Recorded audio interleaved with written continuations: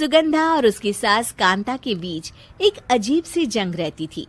ये जंग थी किचन में कौन ज्यादा अच्छा काम करेगा और घर के सदस्यों के दिल जीतेगा। और उनकी इस जंग में हमेशा कुर्बान होते थे उनके दोनों पति। कैसे?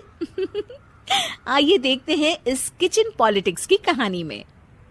एक दिन किचन में, माँ जी, आज मैं बना रही हूँ मेथी की सब्जी। इस खाने से घर वालों के पेट की सारी समस्या खत्म हो जाएगी। और मैं बना रही हूँ तड़के वाली छाछ, जिसे पीते ही गैस की समस्या कभी नहीं होगी। दोनों अपने अपने खाने को लेकर टेबल पर पहुंच जाती हैं। तभी सुगंधा के ससुर उसकी बनाई सब्जी की तारीफ कर देते हैं।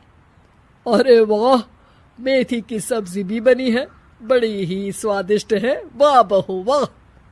अरे बहू, लेकिन इसमें इतनी सारी मेथी बर्बाद करने की क्या जरूरत थी? देखिए माँ जी, ये तो वो मेथी है जो आप रात में भिगोकर सुबह उसका पानी पीती हैं, और जो मेथी फेंक देती हैं उसी से मैंने ये सब्जी बनाई है।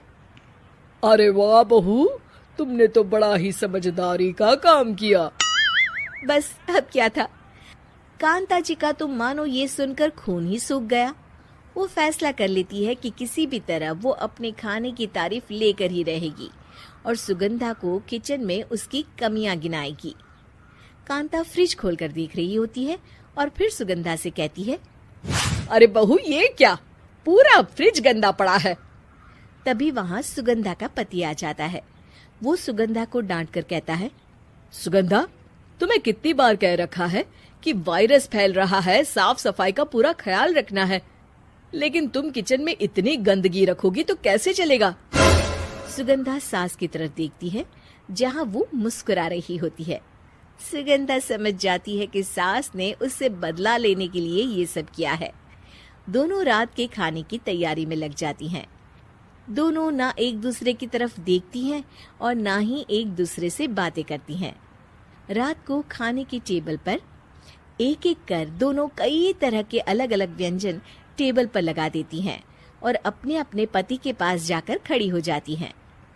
अरे खाइए जी खाइए, मैंने बड़ी मेहनत से बनाया है। प्लेट में वो खाना डालती हैं।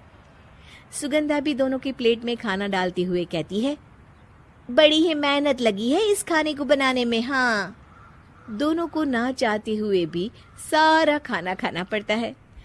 कहीं दही तो कहीं मलाई तो कहीं मसाला। और इन सब के बाद दोनों बड़ी ही मुश्किल से अपने कमरे में सोने जाते हैं। लेकिन अगली सुबह सुगंधा का पति चिल्ला रहा होता है, हाय रे, हाय मेरा तो पेट खराब हो गया, हाय माँ बहुत दर्द हो रहा है। तो वहीं कांता के कमरे से भी कुछ ऐसी ही आवाज आने लगती है। हे भगवान, इस सास बहू की लड़ाई हमारी जान लेकर रहेगी। जाओ कोई डॉक्टर को बुला कर लाओ। डॉक्टर आते हैं। दोनों को देखकर कांता और सुगंधा से कहते हैं, देखिए, आप दोनों इन्हें खाने में हल्का ही दीजिएगा। हो सके तो रात का खाना जल्दी खाया करे और वॉक किया करे। इतना कहकर डॉक्टर वहां से चले जाते हैं। जिसके बाद एक बार फिर से दोनों बहुएं किचन में जाती हैं और खाना बनाने में लग जाती हैं। रात में खाने के टेबल पर दोनों एक बार फिर से खाना लगाने लगती है।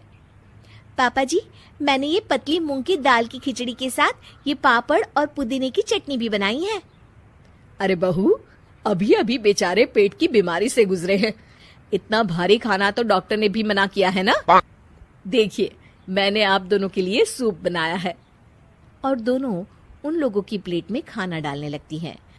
तभी दोनों एक साथ बोल पड़ते हैं, बस करो, हमें माफ करो, हमें नहीं खाना इस घर में ना खिचड़ी और ना ही सूप। हम इंसान हैं, एक वक्त में एक ही खाना खा सकते हैं।